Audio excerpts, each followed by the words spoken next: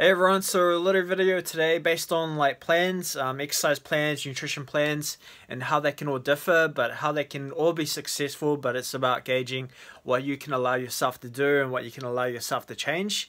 And as you know, I like to preach like everyone should adapt and like your plan should adapt so it's more successful for you. Whereas if someone came to the gym or started a nutrition plan, it shouldn't be like this be all end all. It should be like a phase they go through where they gradually progress.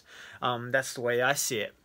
And you're going to see different styles of planning, different styles of nutrition, especially if you've been in the gym in and out and changed gyms a lot and changed PTs a lot and changed nutritionists a lot. You're going to end up trying it all. So like what to get out of this today is that like there isn't a be all end all program, nutrition or exercise wise, but there's ways to like look at programs and be like, this is going to work for me over that one. So I've got on the whiteboard complicated plan, short period of time, simple plan, long period of time. So complicated plan is that's where I'm referring to more specific, more like more in depth, more complicated in the terms of there's a lot of thinking, there's lots of tools to take in consideration. So just to break it down first, I'm going to go through exercise. So when it comes to exercise in a complicated plan, usually split individual muscle groups, singular muscle overload. So like you're focusing on specific areas, overloading those muscles, and you got like usually working on 6 days, 5 days a week training.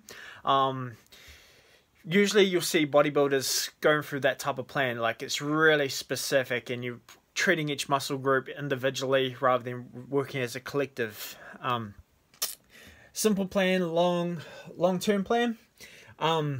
So like it's more foundation work, overall muscle overload, so together multiple joints moving.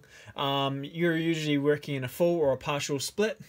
So this one's like a lot easier to fit and a lot easier to do.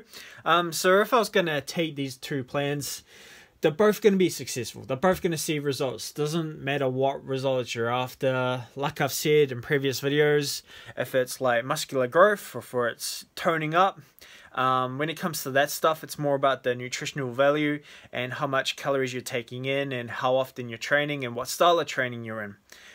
But you are going to see results, let's just say for weight loss in general. But where this can go completely wrong for someone is where they're totally new to the gym and boom, straight away a complicated plan, 6 days a week, chest, back, shoulders, triceps and biceps, and then you know what, like you just spread across 6 days a week. That can be quite daunting for someone new. Whereas someone who's quite experienced, they're going to find success in that. But someone new who's like, or someone who's like a single parent, they're going to find trouble fitting 6 days a week of keeping to this. They might be able to fit like 2 days and then they'll go off the wagon. They'll be too busy and then they're back at it next week. So you're going to end up missing muscle groups. So you see what I mean by picking a plan that works for you. Whereas if someone's like very motivated, even if they are quite busy, very motivated, finds the time, fits it in, boom, that's your plan. That's going to work. If you can keep consistent at it, that's going to be for you.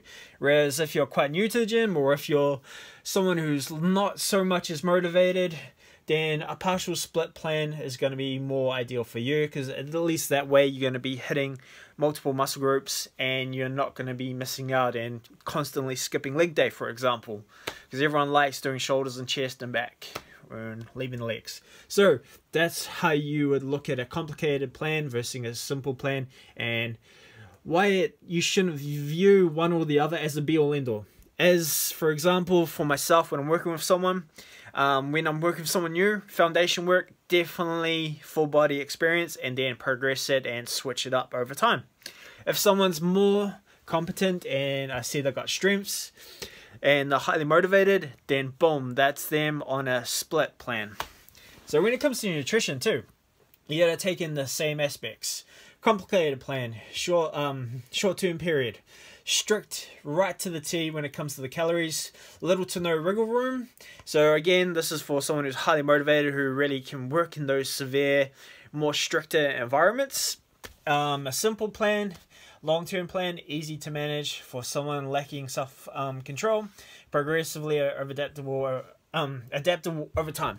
So it's like making those changes, starting to count your macros, starting to look at your calories, then making changes progressively over time so it becomes a little bit more stricter, but it's easier to manage. Again, like the exercise, you gotta tailor it to what can I allow myself to do, what is realistic for me right now, and what can I keep at consistently. So when you look at plans, doesn't matter, exercise, nutrition, there's no be all end all. Like you're always going to see results, but the key is like keeping consistent. So it's about finding what is consistent, what's a consistency you can keep at. Is it going to be at a split? Is it going to be really strict, or is it going to be more relaxed? Because you will see results, just the difference is a time period. So yeah, there's the differences in plans. There's no be all end all. It just comes down to how much you put in, how much effort, and if you're training the right muscle groups, and if you're matching progressive overload, and you're not missing out anything. Cool.